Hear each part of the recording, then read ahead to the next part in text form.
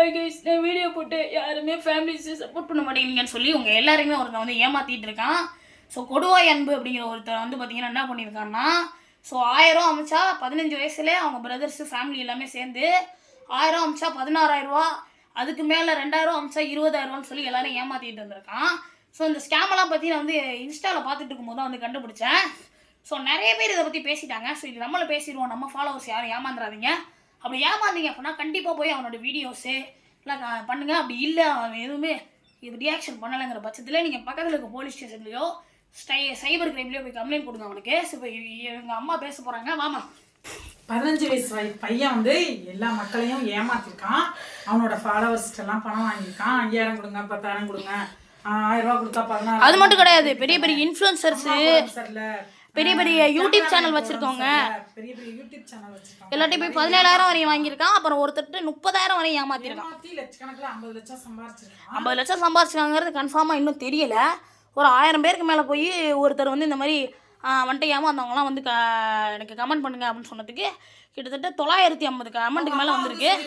என் பையன் அப்படிதான் செய்வான், நீ வந்து வீடியோ போடுறதெல்லாம் பார்த்துக்காத அப்படின்னு நீங்கள் இன்ஸ்டாவில் போய் பார்த்தீங்கன்னா, இன்ஸ்டாவில் போய் நம்ம வந்து போலீஸ் இதுக்கு நம்ம கொண்டுட்டு போகணும், காவல்துறைக்கு வந்து நம்ம தெரிவிக்கணும், அந்த பையன் மேல ஆக்ஷன் எடுக்கணும், அவங்க குடும்பத்து மேலயும் ஆக்ஷன் எடுக்கணும். அது மட்டும் இல்லாமல் நிறைய ஏமாற்றம்லாம் நடக்க போகுது, யார் ட்ரெண்ட்ல இருக்கு ஜாக்கிரதையா இருங்க.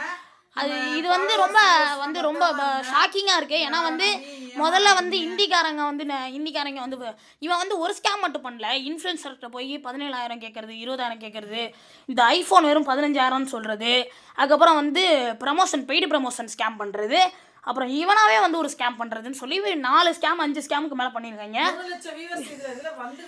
5 பார்த்துக்கங்க, 3 மில்லியன் 30 லட்சம் சப்ஸ்கிரைபர்ஸ் யூடியூப்பில் அவனை நம்பியிருக்காங்க.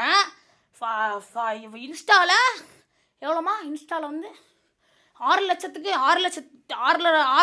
மேலே இருக்குது. ஸோ இவ்வளோ ஃபாலோவர்ஸ் நம்பியிருக்கவங்கள ஃபேமிலிஸ்ன்னு சொல்லிட்டு இப்படி ஏமாற்றிட்டு தெரிஞ்சிட்டு இருக்கான். ஸோ முடிஞ்ச அளவு யாரும் வந்து ஏமாறாதீங்க.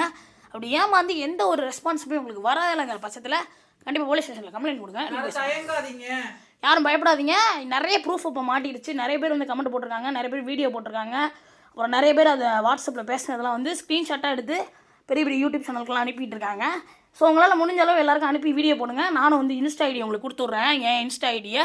ஸோ அதில் எல்லாரும் வந்து எல்லா வீடியோவுமே போடுறேன், எல்லோரும் பாருங்கள். ஸோ இதோட வந்து இந்த வீடியோ முடிச்சுக்கணும். ஸோ நாங்கள் வந்து வீடியோவே போடல. ஸோ அதுக்கு வந்து எங்களை மன்னிச்சிருங்க. ஸோ என் தம்பியே வந்து அழுவ ஆரம்பிச்சிட்டான் அந்த மாதிரி ஏமாத்துறான் அப்படின்னு சொன்னோன்னே. என் தம்பியோட மூஞ்சியும் பார்த்துட்டு போயிருங்க. ஸோ இது வந்து பார்த்திங்கன்னா பயங்கரமாக நம்ம தண்டிச்சாகணும். என் தம்பியோட மூஞ்சி பார்த்து